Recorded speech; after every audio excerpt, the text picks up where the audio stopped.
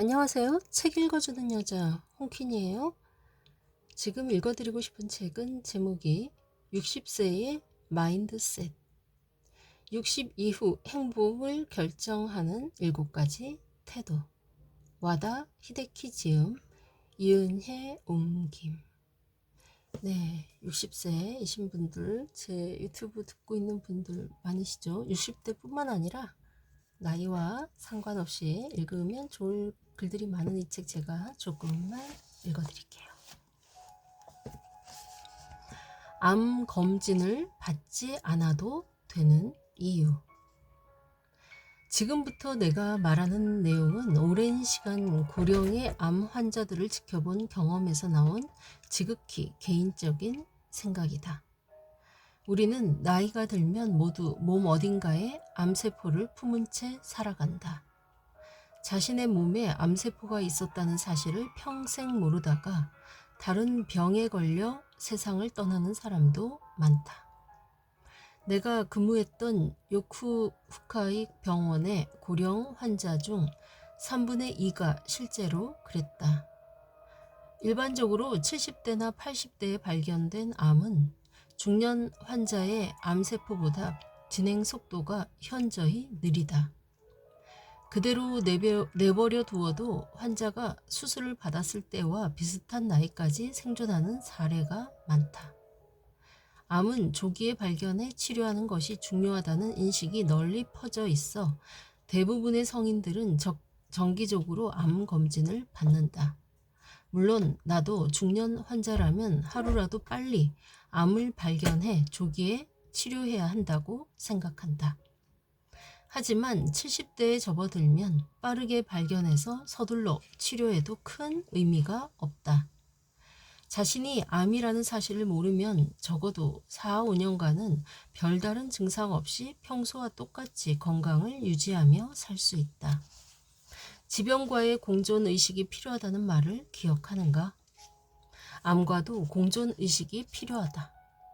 검진을 받고 암이 발견되는 바람에 급히 수술을 받았다가 몸이 쇠약해지는 고령 환자들을 많이 보았다.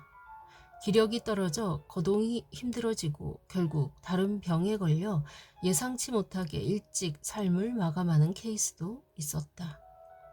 그러니 굳이 암을 찾아내려 하지 말고 모르는 게 약이라는 생각으로 주어진 삶을 끝까지 누리는 게 더 나은 선택일 수도 있다. 누군가는 말도 안 되는 헛소리로 치부해 버릴지 모르지만 암과의 공존은 나이가 들면 한 번쯤 생각해 볼 문제다. 조금만 더 읽어드릴까요? 건강검진에 집착할 필요 없다. 지금까지 내가 여러 저서와 기고문에 수없이 설파하고 다닌 만큼 이미 들어본 독자들도 있겠지만 나는 솔직히 어느 정도 나이를 먹으면 암 검진은 물론이고 건강검진도 받을 필요가 없다고 생각한다. 요즘은 노동안전위생법, 즉 한국의 산업안전보건법에 해당하는 노동안전위생법에 따라 많은 기업이 직원들에게 의무적으로 건강검진을 받게 한다. 따라서 대부분의 직장인들이 매년 건강검진을 받는다. 현재 일본의 70세 이상 고령층은 해당 법률이 시행되면서 건강검진을 받기 시작한 첫 세대다. 문제는 이 세대가 건강검진 결과를 지나치게 맹신하는 경향이 있다는 점이다. 건강검진 결과 몸 상태가 심각하다면 치료를 받는 것이 옳다. 균형이 맞지 않는 식습관과 건강에 좋지 않은 생활 습관을 고쳐야 하는 사람도 분명 있다. 하지만 작은 이상이 발견되었다고 초조해하며 의사의 말을 무조건 따를 필요는 없다.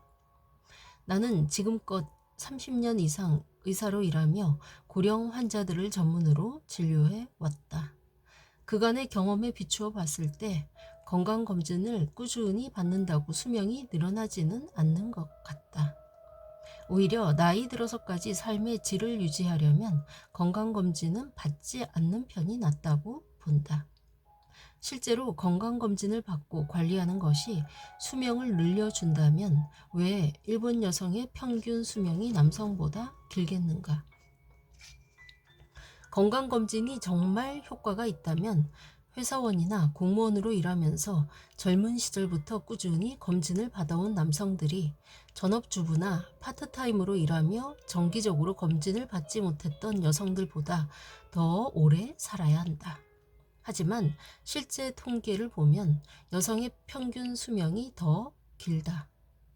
90세 이상 장수하며 정정하게 지내는 할머님들을 찾아가 인터뷰를 해보면 태어나서 단 한 번도 건강검진을 받아본 적이 없다는 분도 많다. 그러니 건강검진을 받아야 건강하게 오래 산다는 생각은 평면적이고 단순한 고정관념에 지나지 않는다. 건강검진에서 이상 수치가 나오면 의사는 주의할 점을 일러준다. 현재 생활 습관을 진단하고 주의가 필요한 부분을 짚어주며 체중과 혈압, 혈당치와 콜레스테롤 수치를 낮추는 것이 좋겠다고 조언한다.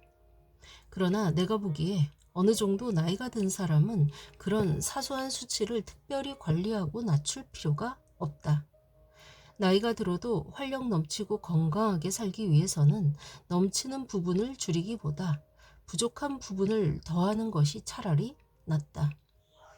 이야기를 들어보면 건강검진을 받고 혈당이든 체내 염분이든 콜레스테롤이든 그 외에 다른 영양 성분에 대해 정상치를 초과했으니 주의하라고 지적을 받았다는 사람은 굉장히 많다.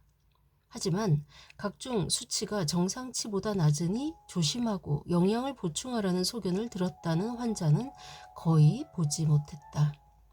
권장 수치를 초과할 때뿐만 아니라 미달할 때도 분명 질병이나 증상이 생길 텐데 말이다. 지금껏 노인 의료 전문가로서 환자들을 지켜본 내 경험에 따르면 부족한 것보다는 차라리 조금 넘치는 쪽이 낫다.